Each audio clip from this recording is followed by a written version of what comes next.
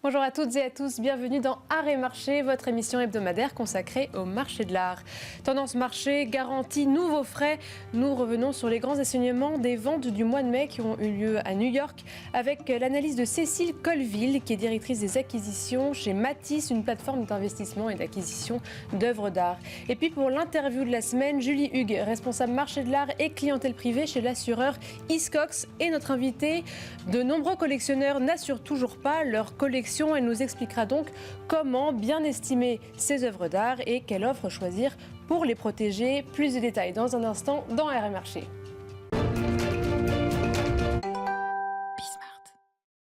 Les ventes du mois de mai ont été suivies avec attention et nous faisons le bilan avec Cécile Colville, directrice des acquisitions de Matisse, une plateforme d'investissement et d'acquisition d'œuvres d'art.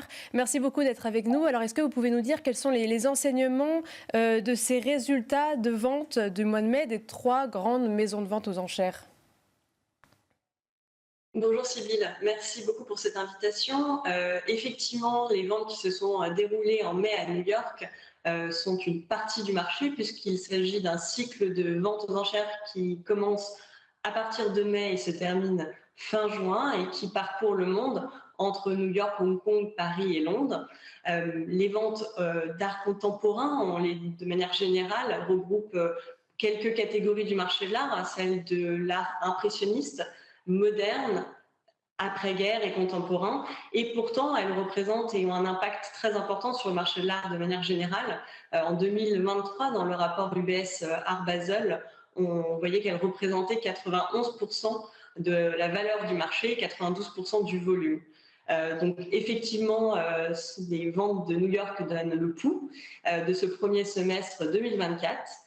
On a vu des résultats plutôt mitigés, avec des résultats qui ne sont pas exceptionnels comme on pouvait avoir connu en 2021 et 2022, mais des résultats qui se maintiennent plutôt vers l'estimation basse des lots, avec des résultats tout de même et des œuvres historiques. Notamment, on peut citer l'œuvre et le portrait de George Dyer de Francis Bacon, qui a atteint tout de même les 30 millions chez Sotheby's en vente du soir, et une œuvre exceptionnelle de Jean-Michel Basquiat et qui a été vendue chez Philips pour 46,5 millions de dollars. Et ces ventes, d'ailleurs, étaient en majorité garanties, donc par un acteur tiers. Est-ce que ça change la dynamique des ventes, ces garanties ?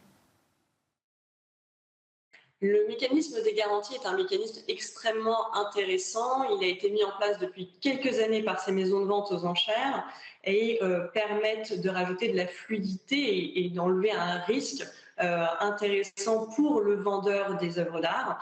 En effet, il s'agit d'un mécanisme, si je peux peut-être le préciser, mettant en place un contrat tripartite entre un garantisseur qui amène à un prix minimum auquel il est d'accord d'acheter le lot proposé et également un vendeur qui accepte de partager la marge réalisée au-delà du prix garanti avec ce garantisseur. Donc si je donne un exemple extrêmement simple, un lot qui serait estimé entre 100 et 150, le garantisseur pourrait faire une proposition à 120 en prix garanti. Si le lot est vendu à 100, le garantisseur s'est tout de même engagé à payer 120.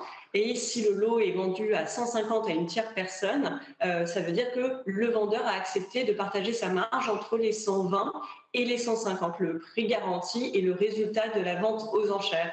Ce mécanisme est extrêmement utilisé, surtout sur les lots qui sont proposés à des montants élevés, surtout en vente du soir, effectivement dans les ventes aux enchères, et permet de fluidifier le marché.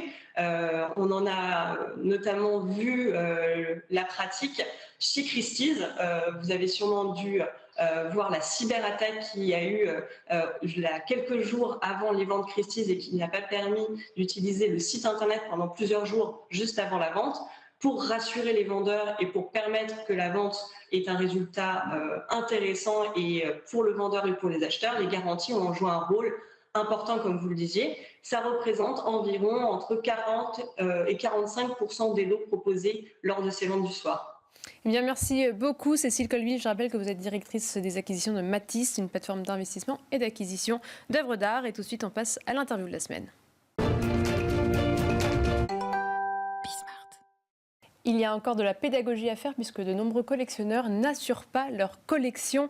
Pourtant, certaines collections sont estimées à plusieurs millions d'euros. Et Julie Hugues, responsable marché de l'art et clientèle privée chez l'assureur Hiscox, va nous donner quelques clés pour protéger ces œuvres d'art. Et donc, effectivement, le marché de l'assurance est un marché en croissance. Donc, ça veut dire, si croissance, ça veut dire qu'il y a encore des gens à convertir. Et donc, est-ce qu'il y a effectivement de nombreux acteurs encore qui ne sont pas, de nombreux collectionneurs qui ne sont pas assurés, qui n'assurent pas leur collection? Oui, exactement. On estime en fait qu'il y a à peu près 70 à 80% des collectionneurs et des collections aujourd'hui qui ne sont pas assurés. C'est énorme. C'est énorme, effectivement. Donc c'est un vaste terrain de jeu. Et c'est pour ça qu'on a l'habitude de dire que notre plus grand concurrent chez Hiscox, c'est pas les concurrents, les compagnies d'assurance, c'est la sous-assurance et également, je dirais, la méconnaissance de l'assurance, parce qu'on a une image pas forcément très positive de l'assurance. Et souvent, on ne connaît pas les assurances spécialisées comme les assurances pour les objets d'art. Oui, parce que ça peut être, c'est particulièrement intéressant de se tourner vers des assureurs qui sont spécifiques, qui étudient justement un package pour les collections. Exactement. C'est vraiment l'intérêt de se tourner vers un assureur spécialisé, un assureur spécialiste, à la différence des assureurs généralistes pour qui, en fait, dès qu'ils vont entendre le mot objet de valeur, objet d'art, bijoux, montre, ont plutôt tendance à avoir tendance à se dire c'est ce que je ne veux pas assurer, c'est ce que je veux limiter, c'est ce qui sort de la norme, ce qui n'est pas standard, et donc que je vais sous-limiter. Et en fait, si vous voulez, les assureurs spécialistes entrent en jeu à ce moment-là, là où les assureurs standards s'arrêtent. Parce que quels sont les risques les plus importants, les risques majeurs liés à une collection d'œuvres d'art? Alors c'est intéressant cette question parce que très très souvent, quand on commence à parler d'objets d'art, en tout cas, on parle de vol. Or le vol n'est pas du tout le risque principal pour un objet d'art, pour une œuvre d'art. Le risque principal, c'est le dommage accidentel, c'est-à-dire la casse en fait. La casse pendant un transport, une casse, un tableau qui se décroche, un vase qui tombe, etc. C'est 3/4 aujourd'hui des sinistres que nous payons chez Hiscox. Et ce qui est intéressant, c'est que ces sinistres-là ne sont pas couverts par un contrat standard, un contrat d'un généraliste. Et alors, quelle est la première étape pour faire assurer sa collection? J'imagine que c'est d'abord l'estimation des œuvres présentes. Oui, alors c'est une étape indispensable, faire un état des lieux en fait, de sa collection, surtout aussi de se dire qu'est-ce qu'un objet d'art, qu'est-ce qu'un objet de collection qui mérite d'être assuré. On n'a pas de définition, par exemple, chez Hiscox, et c'est une acception très large. Ça peut être des meubles, des bouteilles de vin, des collections de poupées. Donc voilà, faire un état des lieux. Oui. Et ensuite, réfléchir à l'estimation. Donc retrouver tout ce qui est justificatif, facture, inventaire. Et si la facture, l'achat est ancien, comme il y a une cote sur ces objets, il faut impérativement la faire réactualiser. Ah oui, d'accord. Et comment ça se passe au niveau de la collection? Est-ce qu'il faut avoir un document spécifique par un expert qui va vous donner l'évaluation de l'œuvre d'art, ou est-ce qu'il y a peut-être ça va être différemment fait? Oui, il y a plusieurs solutions. C'est une pratique générale sur le marché de l'assurance des objets d'art. Soit on peut faire de l'assurance en valeur déclarée. On déclare la valeur de l'objet, charge ensuite à nous clients de trouver et de prouver l'authenticité, la valeur et l'appartenance de l'objet. Donc déclarer, c'est-à-dire moi, particulier, je considère que cette œuvre-là vaut tant. Exactement, cette œuvre-là, ou même un montant global pour l'ensemble de la collection. Je voudrais assurer 150 000 euros, 1 million, 10 millions, et je reporte, en fait, si vous voulez, entre guillemets, le problème au moment d'un sinistre. Puisqu'au moment d'un sinistre, même s'il y a un principe de bonne foi et qu'on veut payer le sinistre, il faut quand même un minimum de documents. Donc, il faut préparer ces documents-là. Il y a une solution alternative qui est ce qu'on appelle la valeur agréée. L'assureur et l'assuré se mettent d'accord avant un éventuel sinistre, sur une base de justificatifs qui seront produits donc, avant tout problème. Avec un expert assermenté par Hiscox, par exemple? Oui, alors un expert, ça peut être aussi une facture suffisamment récente, pas une facture de particulier, mais voilà, une facture, un inventaire, un expert pas forcément agréé. Voilà, il y a aussi une acception très large de la notion d'expert, mais il faut une liste une liste avec ces objets et ces valeurs. Et dans ces cas-là, est-ce qu'on peut refaire une estimation un peu plus tard? Parce que c'est vrai que c'est la question qui se pose. Oui. J'imagine que parfois les collections prennent de la valeur. Et donc, comment ça se passe? Oui, très bonne question. En général, ce qu'on conseille, alors ça va dépendre de la nature de l'objet.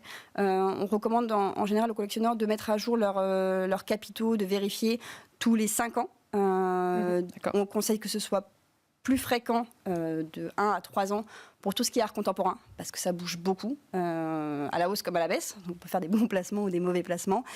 Tout ce qui est art plus ancien, même art moderne, mais art ancien, comme c'est plus stable, on peut se permettre de ne pas le faire forcément tous les 5 ans, mais un peu moins régulièrement. Et une petite question de détail, est-ce que cette déclaration, cette évaluation, estimation peut être utilisée pour des successions? Alors non, parce que en fait, ce qu'on conseille, c'est de vraiment différencier le sujet fiscal et le sujet succession du succès assurance, parce que c'est pas du tout le même objectif. La succession, ça va être plutôt une valeur résiduelle, donc une valeur de vente, combien on récupérerait d'argent si on vendait l'objet. La valeur d'assurance, c'est une logique complètement différente, c'est combien je devrais dépenser d'argent pour récupérer cet objet, pour le racheter et me retrouver dans la situation dans laquelle j'étais avant sinistre. Donc on se positionne d'un acheteur. Et souvent, la différence entre valeur d'achat et valeur de vente, ça peut être x2. Très différente, oui. Et est-ce qu'il y a un cas que vous rencontrez régulièrement? Je veux dire, quel est le collectionneur avec lequel vous travaillez le plus régulièrement? La taille de la collection, les frais du coup engendrés pour assurer cette collection? Est-ce qu'il y a un cas pratique que vous pouvez nous donner qui serait fréquent? Un cas pratique, alors nous ce qu'on fait, c'est qu'on surveille régulièrement les collections de nos collectionneurs. On essaie de regarder ce qu'ils assurent pour les alerter quand on sait qu'il peut y avoir des changements importants dans le marché de l'art. Typiquement, si vous voyez, une œuvre qui typiquement, je vais vous donner un exemple qu'on suit. Alors, c'est pas très gai, mais c'est important. C'est les décès des artistes. Quand Pierre Soulages est décédé, on sait que, par exemple, la cote mathématiquement monte parce que la production est terminée et donc tout prend de la valeur. Donc voilà, un collectionneur qu'on sait collectionner beaucoup de Soulages, etc., on va aller le conseiller et lui proposer, même nous-mêmes, Hiscox, une estimation à titre gratuit de ses plus belles pièces pour revaloriser les œuvres. Alors pas dans les médias, mais souvent dans les 6 prochains mois, il y a un impact. Mais combien ça pourrait coûter une assurance, justement, si par exemple on a une collection de 100 000 euros voilà. Est-ce que ça prend vraiment en considération dans son budget ou c'est quand même à la marge comme frais?